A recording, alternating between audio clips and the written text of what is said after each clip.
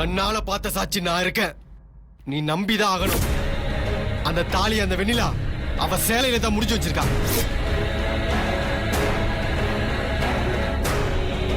அண்ணாமலைய நான் ஒரு புழு மாதிரி தான் நினைச்சேன். ஆனா அவன் பெரிய பாம்பால இருக்கான். விடக்கூடாது, அவனை விடவே கூடாது தென்னரசு. இதை நம்ம உடனே தடுத்தாகணும். அண்ணாமலை எதுக்காக இந்த கல்யாணத்தை நடத்துறதுக்கு இவ்வளவு அவசரப்படுறான்? அதான் எனக்கும் புரியல ஸ்வேதா. அந்த வெண்ணிலாவை இதைத்தான் கேட்டா, ஆனா அதுக்கு அவன் பதிலே சொல்லல. இன்னைக்கே பண்ணணும், இன்னைக்கே நடக்கலனா எப்பவுமே நடக்காதுன்னு சொன்னான். எப்பவுமே நடக்காதா? இன்னைக்கு நடக்கலனா எப்பவுமே நடக்காதா? இதுல ஏதோ ஒரு விஷயம் இருக்கு தென்னரசு. அந்த வார்த்தைக்குள்ள ஏதோ ஒரு விஷயம் ஒளிஞ்சிருக்கு.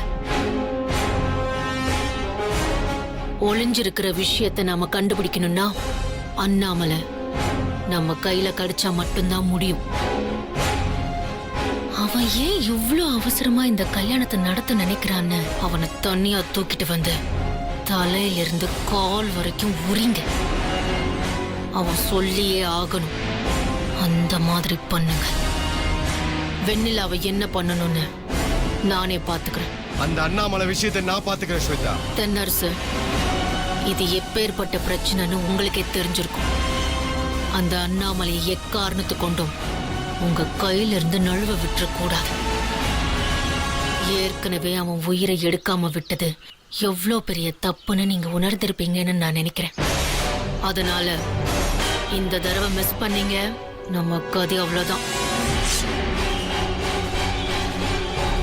பாத்துக்கோங்க. நான் பாத்துக்கிறேன் ஸ்வேதா, நான் பாத்துக்கிறேன்.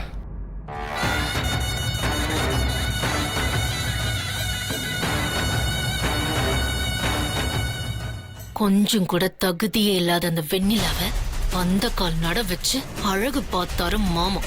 இப்போ தாலி கட்டி சொந்தக்காரி ஆக்கவும் பாக்குறாரா? விட மாட்டேன், நான் இதை விடவே மாட்டேன். வாங்க போலாம்.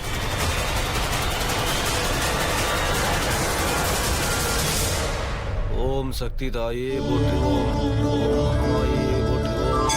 ஓம் அம்பிகையே போற்றுவோம். ஜெயதேவி துர்க்கையே போற்றுவோம். அன்னை அகிலாண்டேஸ்வரியே போற்றுவோம். மகாமாயே போற்றுவோம். சர்வமங்கல மாங்கல்யே சிவே சர்வார்த்தசாதகே சரண்யே த்ர்யம்பிகே கௌரி நாராயணி நமோஸ்துதே.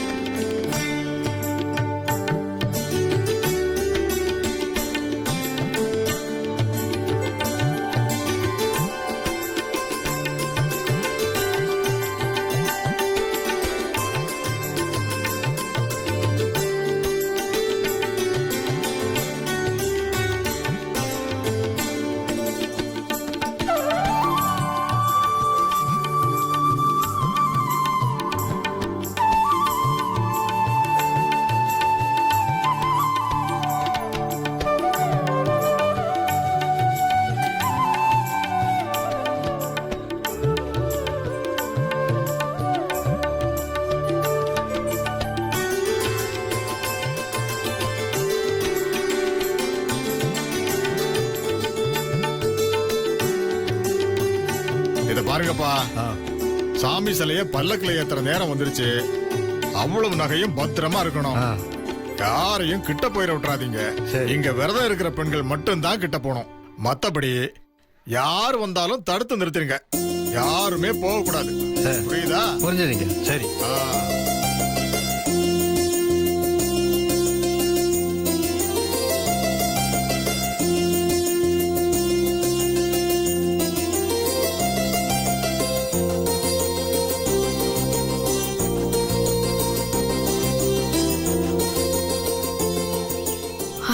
நீ புறப்படுற நேரம் என் வாழ்க்கை துவங்க போகுதுன்னு அண்ணாமலை அண்ணன் சொல்லிட்டு போயிடுச்சு.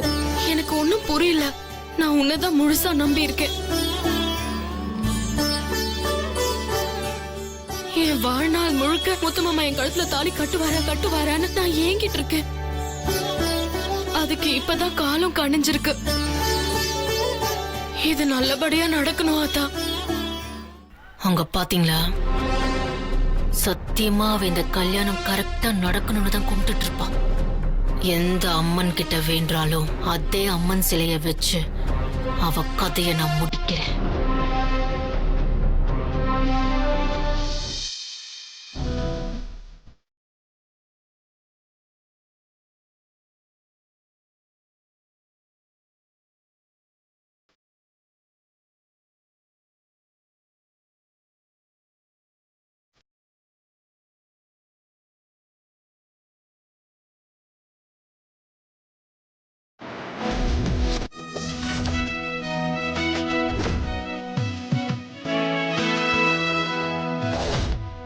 பெரியப்பா, அம்மன் கழுத்துல போடுறாங்களே நகைங்க, அது கூட சேர்த்து தாலியும் போடுறாங்க, கவனிச்சிங்களா? ஆமாமா. அந்த தாலிய எப்படியாவது நீங்க எடுத்துட்டு வரணும். ஏதாவது பண்ணுங்க, அந்த தாலியை எடுத்துட்டு வந்தே தீரணும். வேற வழியே இல்ல. சரிம்மா, நான் பாத்துக்கிறேன். இனிமே பாக்குறேன் அது இதுன்னு சொல்றதெல்லாம் வேலைக்கு ஆகாது. எடுக்கிறேன்னு மட்டும் பதில் சொல்லுங்க பெரியப்பா.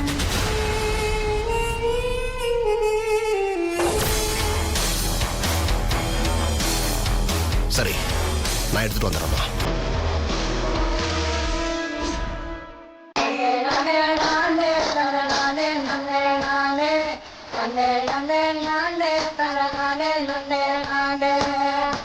வீரமதாதி இது வீரமதாதி, அம்மா வீரமதாதி எங்களது வீரமதாதி, அவள் ஆனந்தமாய் கோவில் கொண்டாள் அன்னை வீரமதாதி.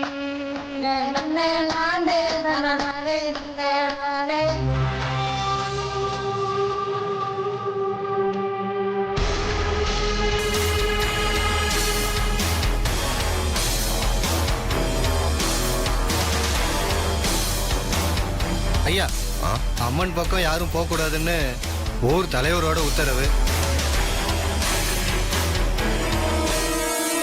விரதத்துல இருக்கிறவங்க பூசாரிக்கு மட்டும்தான் கிட்ட போகணும். ஓஹோ, நான் யாரு என்னன்னு தெரியாம தடுத்து நிறுத்திடுவீங்களா? நான் யாருன்னு தெரியுமா? முதல்ல யாரா இருந்தாலும் விட வேண்டாம் தாங்க சொல்லியிருக்காரு. அப்போ முத்தரசோட மாமாவா இருந்தா கூட சாமி கிட்ட விட மாட்டீங்க, அப்படித்தானே? கோயில்ல முதல் மரியாதை எங்க குடும்பத்துக்கு தாங்க. அப்படி இருக்கும்போது சாமிக்கு புடவையை சாத்துறதுக்கு எனக்கு உரிமை இல்லையா?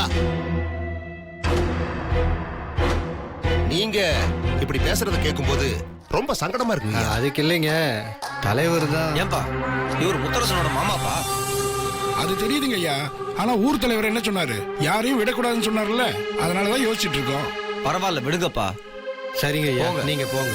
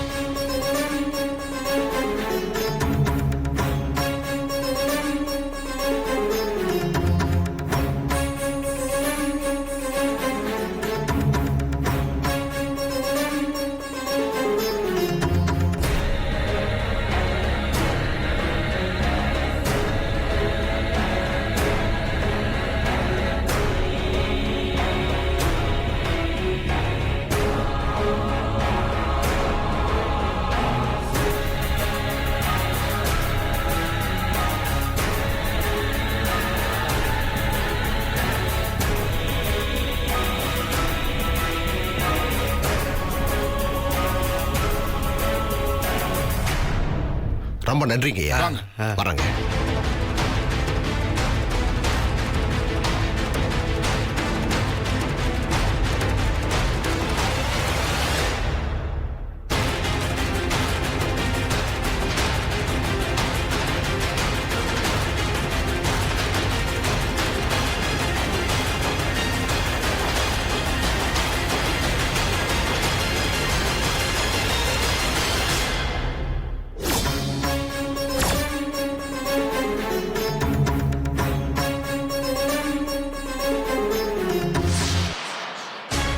எடுத்துட்டீங்களா?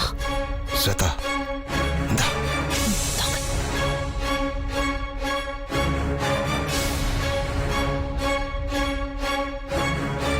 பரவாயில்லையே பெரியப்பா, நினைச்சதை சாதிச்சிட்டீங்க.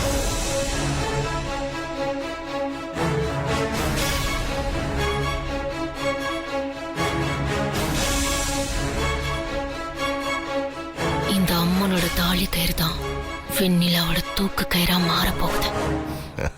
சேலம் முந்தானையில தாலியை முடிஞ்சு வச்சுட்டாலே வெண்ணிலா, அவ வச்சிருக்கிற தாலிக்கு பதிலா இந்த தாலியை அவ முந்தான முடிச்சுக்கு போகணும். அதுக்கப்புறம் மிகப்பெரிய கூத்து இருக்கு. எந்த ஊரே இவ்வளவு சாமி அதை இதுன்னு கொண்டாடிச்சோம் அந்த ஊரே அம்மன் தாலிய திருநவன்னு காரி துப்பணும். இந்த ஊரே பத்தி எரிஞ்சு தெய்வ குத்தம் ஆயிடுச்சுன்னு எல்லாரும் புலம்பணும். அதுக்கப்புறம் இந்த வெண்ணிலாவை எல்லாரும் ஒதுக்கி வைப்பாங்க. அது நடக்கதான் போகுது. மாமாவை கட்டிக்கணும்னு ஆசைப்படுறியா வெண்ணிலா? இந்த ஊர் உன்னை கொண்டாடின காலம் போய் தூக்கி எறிகிற காலம் வந்துருச்சு வெண்ணிலா. உன்னை தூக்கி எறிகிற காலம் வந்துருச்சு.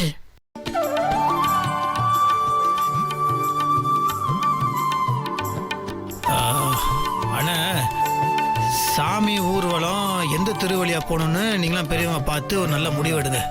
ஏன்னா போன தடவை தகராறு நடந்துச்சுல, அந்த மாதிரி இந்த வரி எதுவும் ஆயிடக்கூடாது. பாத்துக்கலாம். ஏன்னா அது நம்ம என்னைக்குமே இந்த சாதி மதம் அதெல்லாம் பாக்குறது கிடையாது. எல்லாருமே எல்லாரும் இருடா பேசிட்டு இருக்கு. வாடா டேய் டேய், 1008 வேலை இருக்கு. என்னடா பண்ணிட்டு இருக்க நீ? வேலையை தூக்கி கிடப்புல போடு. முக்கியமான விஷயம் மாப்ள. என்ன விஷயம் மாப்ள? நான் வெண்ணிலா கிட்ட டேய் மாப்ள, இன்னைக்கு உனக்கு அவளுக்கும் கல்யாணம் பண்ணி வைக்கிறதா சொல்லியிருக்கேன்டா. டேய் என்ன கிறுக்கனடா நீ? டேய் என்னடா உளறற? டேய் நான் உளறல மாப்ள.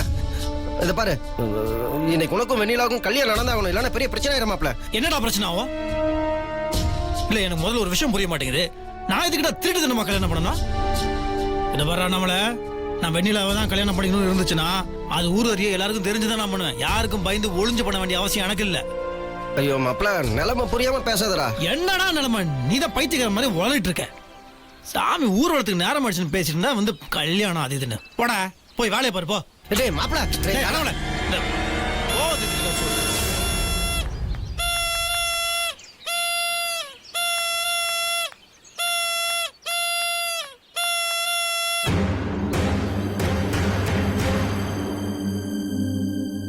முத்தரசங்கிட்ட நேரம் போய் வெண்ணிலாவை கல்யாணம் பண்ணிக்கூடான்னு சொன்னா நான் நினைச்ச மாதிரி தான் அவன் பதில் சொல்லுவான். அதுக்கு ஒத்துக்க மாட்டான். வெண்ணிலாவுக்கும் முத்தரசனுக்கும் கல்யாணம் நடக்கணும்னா அதுக்கு ஒரே ஒரு வழிதான் இருக்கு.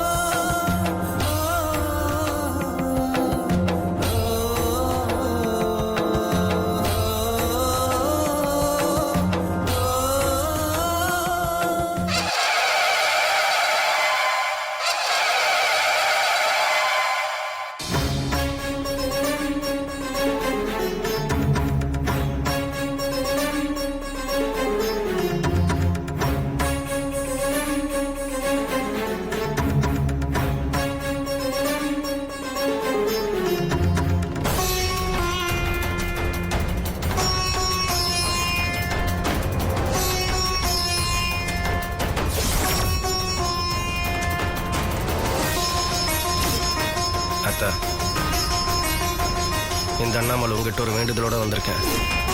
இத்தனை நாளும் முத்தரசன் வெண்ணிலாவோட கல்யாணத்தை நடத்தி வச்சிடலாங்கிற கனவோட வாழ்ந்துட்டு இருந்தேன். எப்போ முத்தரசனுக்கு வந்த ஃபோன் காலில் நீலாம்பரம் உயிரோடு இருக்காங்க, அவங்க திரும்ப இந்த வீட்டுக்கு வரப்போகிறாங்கங்கிற விஷயத்தை கேட்டானோ அப்போ என் கனவு, என் தங்கச்சி வெண்ணிலாவோட ஆசை எல்லாம் பொய்யா போயிருமோங்கிற பயம் வந்துருச்சு. ஆத்தா வெண்ணிலா உன் பொண்ணு, அவளை பற்றி நான் சொல்லி உனக்கு தெரியணுங்கிற அவசியம் இல்லை. அவள் ரொம்ப நல்லவாத்தா. அவள் ஆசைப்பட்ட மாதிரி முத்தரசனுக்கும் அவளுக்கும் கல்யாணம் நடந்தே தீரணும். அதெல்லாம் உன் கையில் தான் ஆத்தா இருக்கு. இந்த கல்யாணத்தை நான் நடத்தியே தீரணும் ஆத்தா. அதுக்காக தான் நான் இப்படி ஒரு முடிவுக்கு வந்திருக்கேன். நீ தான் எனக்கு துணை இருக்கணும்.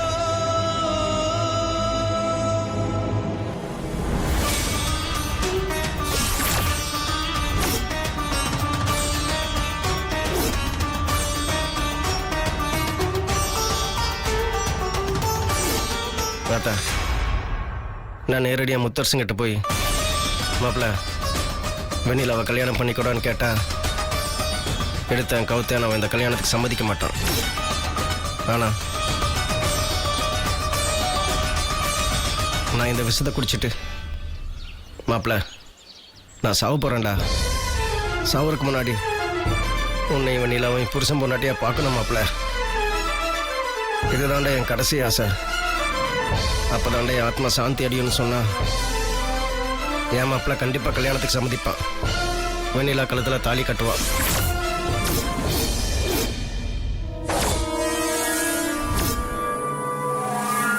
அவங்க ரெண்டு பேரையும் புருஷன் பொண்டாட்டியா பார்க்குற சந்தோஷத்துலேயே அவங்க உயிர் போயிடணும் ஆத்தா. எல்லாமே நல்லபடியாக நடக்க நீ தாத்தா அருள் புரியணும்.